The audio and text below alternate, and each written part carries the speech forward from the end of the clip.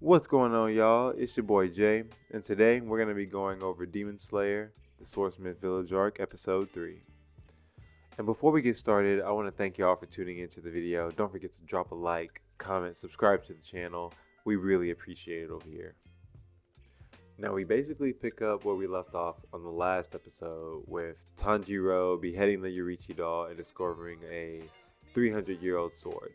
Hence the inspiration for the title, which is a sword from over 300 years ago. So at this point, Tanjiro and Kotetsu are freaking out. They don't know what to do. And Kotetsu gets the bright idea to make Tanjiro's new sword out of this sword, which is going to be kind of hard because when they look at it closely, they see that it's been rusted completely. But before they can even react, they hear massive footsteps that come from the woods and they see a figure approaching. And the footsteps are so hard that it activates the title sequence. So after the title cuts off, upon further investigation, we find out that they're getting approached by the H-God himself, Haganazuka, who definitely has one of the funniest weaknesses that I've ever seen in all of anime. So he comes up, about to debo his way in there, when all of a sudden, Kanamori comes up and tells them about a secret that all they gotta do is tickle him, and he's knocked out. So after my man wakes up, H-God insists on leaving the sword to him. Like, he insists, and he takes the rusty sword to get worked on, while he gives Tanjiro a spare sword to use in the meantime. So after Tanjiro picks up his spare, he goes over to the healing baths, just going to the house and stuff, and then he runs into Genya. They aren't taking a bath yet, but they're just chilling in the house. And Tanjiro's talking to Genya about everything, but he just doesn't want any parts of Tanjiro. Genya spills that he's not cool with Tanjiro because Tanjiro broke his arm last year. Tanjiro, with like the purest of hearts, says that he remembers that it's his own fault for hitting a girl.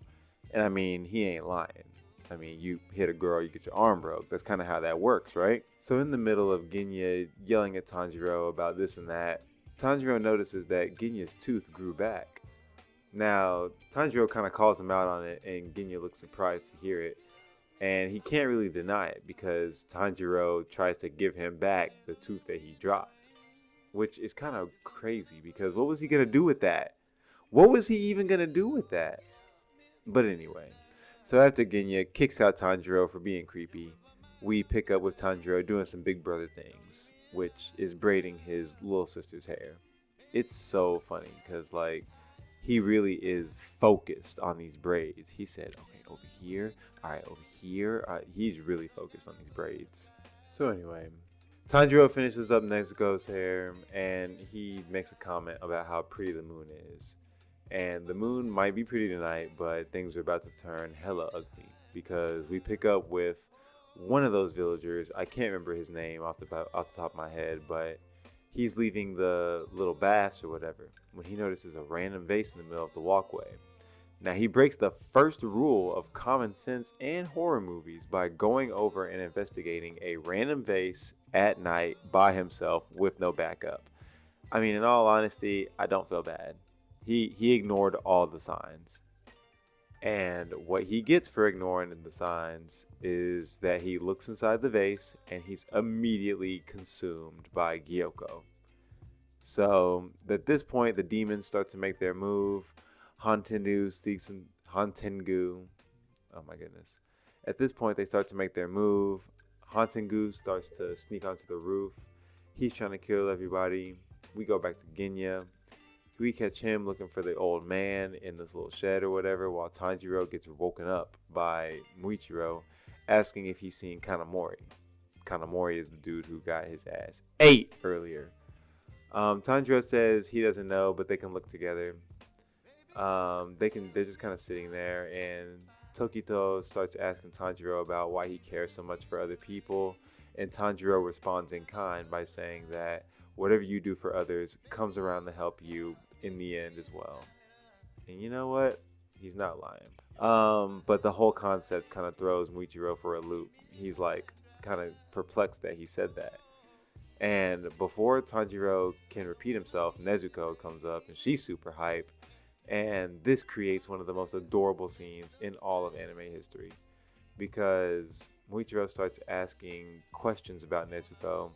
Tanjiro tilts his head and he's thinking for a little bit.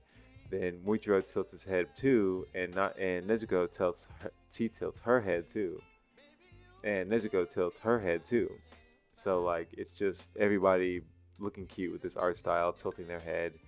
It's adorable. It's way cuter than I'm describing it. So you need to go watch it for yourself. Shout out to Crunchyroll. Now this moment's kind of broken up by Hantengu pulling his best Ray Charles impression out by the door, because Tanjiro can't even finish processing that a demon just walked into the room before Muichiro pulls out that blade in that mist-breathing form and slashes at him. And it misses. Which is crazy because he must be crazy. Hantengu must be crazy fast.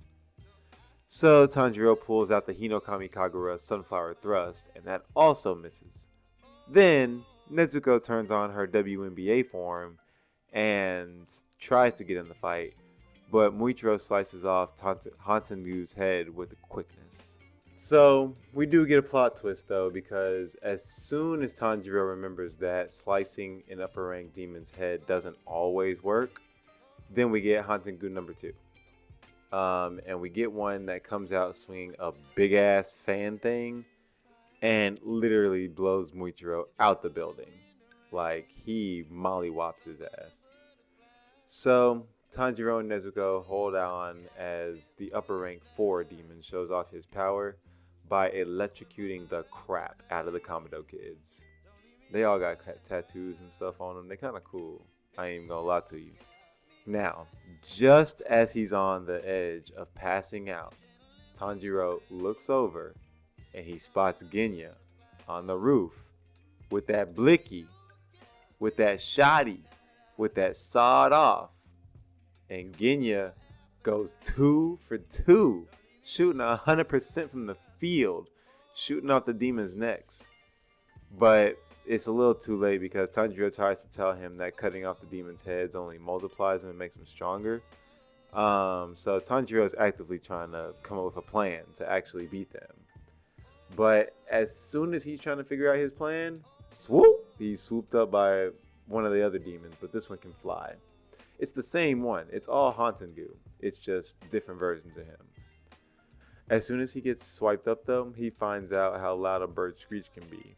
After that little screech move kind of like stuns him for a minute, he cuts off one of its feet though. But he doesn't really think ahead, because as soon as he cuts off the foot, he falls like 150 feet. But it doesn't work. It's okay. So even though he cuts off one of its feet, he falls like 150 feet down. But it's okay because Tanjiro's got plot armor, and it saves him before another head sprouts from the severed foot that's about to blast his lights out with that little sonic move.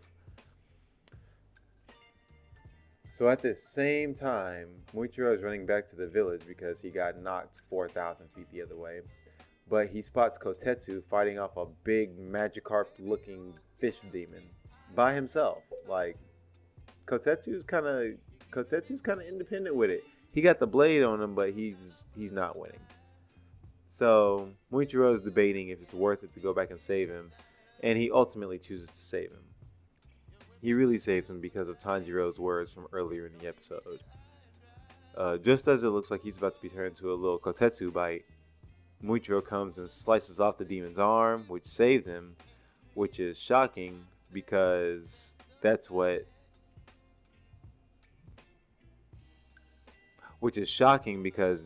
causes the end of the episode. Which is shocking because that's what triggers the end of the episode. And that's all for now, y'all. That's episode 3. Episode 4 is coming up soon. Thank y'all for watching to this little. Thank y'all for tuning in to this little recap. Be sure to like, comment, subscribe. Thank y'all so much, and I'll talk to y'all later. Peace.